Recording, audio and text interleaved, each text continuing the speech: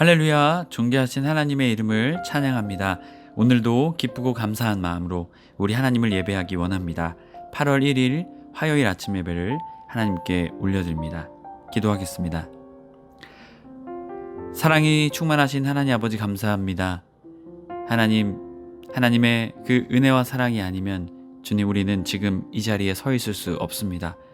새로운 달을 시작하며 새로운 마음으로 하나님을 향한 말씀과 마음을 붙잡고 늘 주님만 바라보는 우리 모두가 되게 하여 주시옵소서. 우리 주 예수 그리스도의 이름으로 기도드립니다. 아멘. 시편의 말씀으로 우리 하나님을 찬양하기 원합니다. 시편 105편 16절 17절 말씀입니다. 우리 함께 합독하여 읽습니다. 그가 또 그 땅에 기근이 들게 하사 그들이 의지하고 있는 양식을 다 끊으셨도다. 그가 한 사람을 앞서 보내셨으며 요셉이 종으로 팔렸도다. 아멘. 오늘 우리에게 주시는 하나님 말씀은 예레미야 13장 1절에서 14절까지의 말씀입니다. 매일 성경 109페이지에 있습니다. 우리 함께 합독하여 읽겠습니다.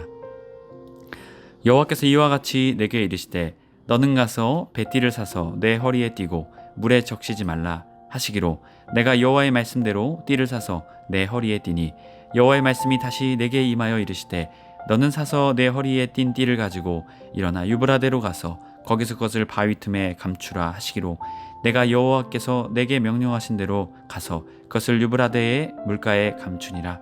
여러 날 후에 여호와께서 내게 이르시되 일어나 유브라데로 가서 내가 내게 명령하여 거기 감추게 한 띠를 가져오라 하시기로 내가 유브라데로 가서 그 감추었던 것을 파고 띠를 가져오니 띠가 썩어서 쓸 수 없게 되었더라. 여호와의 말씀이 내게 임하니라. 이르시되 여호와께서 이와 같이 말씀하시니라. 내가 유다의 교만과 예루살렘의 큰 교만을 이같이 썩게 하리라. 이 악한 백성이 내 말 듣기를 거절하고 그 마음에 완악한 대로 행하며 다른 신들을 따라 그를 섬기며 그에게 절하니 그들이 이 띠가 쓸 수 없음같이 되리라. 여호와의 말씀이니라.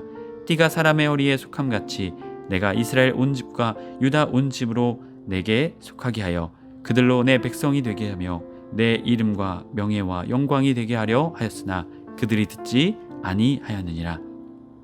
그러므로 너는 이 말로 그들에게 이르기를 이스라엘 하나님 여호와의 말씀에 모든 가죽 부대가 포도주로 차리라 하셨다 하라. 그리하면 그들이 내게 이르기를 모든 가죽 부대가 포도주로 찰 줄을 우리가 어찌 알지 못하리요 하리니 너는 다시 그들에게 이르기를 여호와의 말씀에 보라, 내가 이 땅 모든 주민과 다윗의 왕위에 앉은 왕들과 제사장들과 선지자들과 예루살렘 모든 주민을 잔뜩 취하게 하고 또 그들로 피차 충돌하여 상하게 하되 부자 사이에도 그러하게 할 것이요 내가 그들을 불쌍히 여기지 아니하며 사랑하지 아니하며 아끼지 아니하고 멸하리라 하셨다 하라. 여호와의 말씀이니라. 아멘. 할렐루야. 오늘 하루의 첫 시작, 주님을 바라봄으로 주님께 나아감으로 시작하는 해림의 모든 성도님들을 주님의 이름으로 축복합니다. 오늘은 썩은 배띠와 술로 가득한 가죽부대라는 제목으로 은혜의 말씀 나누고자 합니다. 오늘 말씀은 행동으로 전하는 메시지의 모습이죠. 상징적 행동을 통해 예언, 하나님의 그 예언을 선포하고 계십니다. 특별히 이 유브라데 강에 가서 띠를 숨기라고 하시죠. 이 띠는 이스라엘의 교만을 말합니다. 그들의 모습을 하나님께서는 이 띠를 통해 보여주고 계신 것이죠. 그만큼 깨달아라, 돌이켜라, 하나님의 뜻이 이곳에 숨겨져 있는 것입니다. 우리가 계속해서 예레미야의 말씀을 보고 있는데요. 예레미야의 말씀은 1부는 2장부터 25장까지 이어지고 있습니다. 선민을 향한 하나님의 심판의 원인과 결과에 대해서 12편의 단편의 예언이 수록되어 있습니다. 그 중에서도 오늘 우리가 보는 13절에서부터 15장까지 말씀은 5번째, 6번째 예언을 말해주고 있습니다. 그리고 오늘 13장의 말씀은 5번째 예언으로서 상징적인 행동, 그것을 통해 하나님께서는 비유를 통해 3가지의 죄를 지적하십니다. 선민이 죄를 망각해 타락하게 되었다는 것이죠. 결국 하나님의 심판이 그들에게 주어지고 있는 것이죠. 오늘 말씀 1절부터 7절까지 말씀은 선지자의 상징적인 행동을 우리에게 전해주고 있습니다. 하나님께서는 예레미야에게 말씀하십니다. 그리고 뱃띠를 사라라고 그에게 말씀하시죠. 그리고 그것을 뱃띠를 어떻게 합니까? 허리에 띠고 물에 적시지 말라라고 말씀하십니다. 하나님께서는 이 물에 적시지 말라라는 것은요, 오염된 세상의 죄에 물들지 마라 라고 말하고 있는 것입니다. 하나님의 백성답게 구별된 삶을 살아라 라고 말하고 있는 것이죠.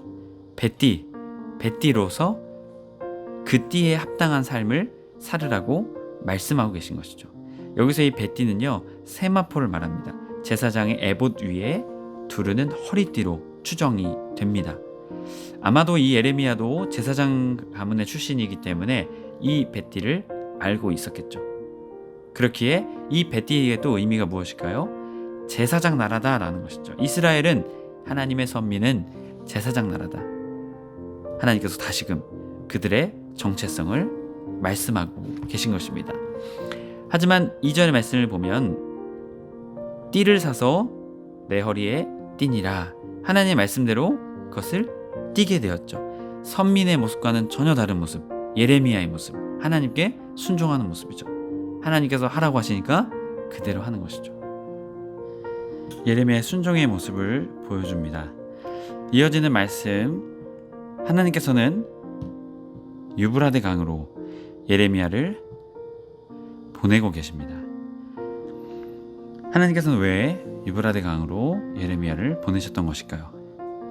4절 말씀, 너는 사서 내 허리에 띈 띠를 가지고 유브라데로 가서. 사실 유브라데까지는요, 이 예레미야가 있었던 이곳과는 너무나도 먼 곳입니다. 예루살렘에서 유브라데까지는 거리가 약간 한 1000km에서 1300km나 떨어져 있는 곳이죠. 그런데 오늘 말씀을 보면 가라 말씀하십니다. 하지만 이것에 대해서 예레미야는 그 어떠한 말씀도 드리고 있지 않죠. 순종합니다. 유브라데로 가서 그 띠를 감추라라는 것이죠. 5절 말씀, 내가 여호와께서 내게 명령하신 대로 가서 그것을 유브라데 물가에 감추니라. 그곳으로 갔다라는 것입니다. 자, 물가로 가라는 이유는 무엇이었을까요? 뱃띠를 젖게 하기 위해서, 더 나아가 뱃띠를 썩게 하기 위함이다라는 것을 암시를 전해주고 있습니다. 결국 이 뱃띠는 제 역할을 못하게 된다는 것이죠. 물속에 숨기게 되었으니 이제 자신의 역할을 제대로 할 수 없게 되었다는 것입니다. 이것은 이스라엘의 모습이 그렇다라는 것입니다. 하나님의 제사장 나라로서의 사명을 감당해야 했지만 그들은 그것을 감당하지 못하는, 제 역할을 하지 못하는 상태가 되게 되었다라는 것입니다. 6절부터 7절 말씀은요, 뱃띠를 회수하라는 하나님의 명령입니다. 여러 날 후에 여호와께서 내게 이르시되 일어나 유브라데로 가서 내가 내게 명령하여 거기에 감추게 한 띠를 가져오라 하시기로. 앞선 거리가 멀다라고 말씀드렸죠. 하지만 이것에 대한 예레미야의 반응은 나타나고 있지 않습니다. 그저 순종할 뿐이죠. 그것을 가져오라 말씀하시니까 가져옵니다. 7절, 내가 유브라데로 가서 그 감추었던 곳을 파고 띠를 가져오니 띠가 썩어서 쓸 수 없게 되었더라. 자, 6절의 말씀을 보면 여러 날 후에 시간이 지났다라는 것이죠. 그리고 그곳에 가서 띠를 가져오게 됩니다. 여기 원어를 보게 되면요, 라콘이라는 단어가 있습니다. 완전히 전적으로 그 뱃띠가 완전히 전적으로 썩게 되었다라는 것이죠. 제 역할 감당할 수 없는 상태라는 것을 분명하게 말합니다. 결국 하나님께서는 그들이 제 역할을 하지 않기 때문에 그들을 흩으시겠다, 하나님께서는 말씀하고 계신 것이죠. 이어지는 그 행동에 대한 하나님의 말씀을 해석하시는 부분입니다. 8절부터 11절 말씀인데요, 9절 말씀, 여호와께서 이와 같이 말씀하시니라. 내가 유다의 교만과 예루살렘의 큰 교만을 이같이 썩게 하리라. 하나님께서는 그들의 교만을 썩게 하시겠다라고 말씀하고 계신 것이죠. 여기서의 교만은 깨운, 교만, 오만, 자만, 결국 하나님의 영광, 영화, 그것을 잃어버리고 죄로 인해서 그들이 썩게 되었음을 말하고 있습니다. 하나님께서는 더 이상 그들에게 하나님의 영광과 하나님의 탁월함을 주시지 않고 다시 가져가게 하시겠다, 제거하겠다, 이런 의미가 담겨져 있습니다. 10절, 이 악한 백성이 내 말 듣기를 거절하고 그 마음에 완악한 대로 행하며 다른 신들을 따라 그를 섬기며 그에게 절하니 그들이 이 띠가 쓸 수 없음같이 되리라. 아멘. 결국 그들의 우상 숭배로 인해 하나님께서는 그들의 교만을 꺾으시겠다, 썩게 하겠다 라고 말씀하고 계신 것입니다. 하나님의 성도 여러분, 우리는 우상 숭배는 하고 있지 않습니다. 하지만 우리의 마음의 중심에 하나님 외에 다른 어떠한 것이 있다면 그것이 결국 우리의 삶의 신앙의 우상인 것이죠. 여러분, 그렇기에 우리도 우리의 삶의 중심에, 마음에 무엇이 있는지를 우리는 신앙을 통해 점검해야 할 것입니다.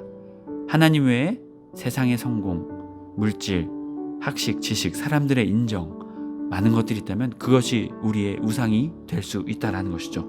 여러분, 우리의 마음의 중심을 체크하여 혹시 우리의 마음에 있는 우상이 있다면 회개하고 마음을 돌이켜 다시금 하나님 우리의 삶의 중심을 모시고 사는 저와 여러분의 삶이 되길 주님의 이름으로 간절히 축복합니다. 이어지는 11절, 띠가 사람의 허리에 속함같이 내가 이스라엘 온 집과 유다 집으로 내게 속하게 하여 그들로 내 백성이 되게 하며 내 이름과 명예와 영광이 되게 하려 하였으나 그들이 듣지 아니하였느니라. 결국 하나님께서는 그들에게 하나님의 이름은 능력이죠. 또한 명예와 영광을 그들이 되게 하게 하려고 했지만 그들이 듣지 아니하였다라는 것이죠. 결국 그것을 하나님께서는 다시금 가져가시겠다라고 말씀하고 계신 것입니다. 108페이지 매일 성경 설명 부분입니다. 하나님은 유다 백성을 베티처럼 소중히 동여 매셨습니다. 하지만 유다는 하나님의 품을 벗어나 우상의 강물 속으로 뛰어들어 썩어버렸습니다. 살아계신 하나님의 말씀을 멸시하며 바벨론을 의지하고 다른 신에게 귀를 기울였습니다. 다른 신의 소리를 듣는 일에만 시간을 쓰고 있으면 하나님을 사랑한다 말할 수 있을까요? 나의 베티, 우리의 베티는 온전합니까? 아니면 썩어가고 있습니까? 여러분, 우리 신앙을 점검하여 하나님이 기뻐하시는 삶, 제 역할을 잘 감당하는 저와 여러분의 삶이 되길 주님의 이름으로 축복합니다. 이어지는 12절부터 마지막 14절까지 말씀은 만취 상태와 같은 혼란을 말하고 있죠. 앞선 썩은 베티처럼 술로 취하게 될 것이다 라고 말씀하고 계신 것이죠. 12절, 그러므로 너는 이 말로 그들에게 이르기를 이스라엘 하나님 여호와의 말씀대로 모든 가죽 부대가 포도주로 차리라 하셨다 하라. 그리하면 그들이 내게 이르기를 모든 가죽 부대가 포도주로 찰 줄 우리가 어찌 알지 못하리요 하리니. 자, 하나님께서는 12절과 14절 마지막 말씀을 통해 포도주 가죽 부대, 앞선 심판의 원인 유다의 타락을 말하고 계신 것이죠. 여기서는 심판의 결과, 그들이 반드시 멸절될 것이다 라고 말씀하고 계십니다. 가죽 부대, 네벨이라고 하는데요, 항아리, 병, 포도주를 담는 병을 말하고 있습니다. 이 가죽 부대는 유다를 말합니다. 그리고 포도주는 하나님의 진노를 의미하고 있는 것이죠. 결국 하나님의 진노가 그들에게 가득 차게 될 것이다 라고 말씀하고 계신 것입니다. 자, 이어지는 13절의 말씀, 너는 다시 그들에게 이르기를 여호와의 말씀에 보라. 내가 이 땅 모든 주민과 다윗의 왕위에 앉은 왕들과 제사장들과 선지자들과 예루살렘 모든 주민으로 잔뜩 취하게 하고. 결국 이스라엘에 있는 모든 사람들, 하나님의 진노로 취하게 될 것이다 라고 말하고 있습니다. 결국 그들의 죄로 인해 그들은 멸망당하게 될 것이다 라는 것이죠. 14절 말씀, 또 그들이 그들로 피차 충돌하여 상하게 되어 부자 사이에도 그러하게 할 것이라.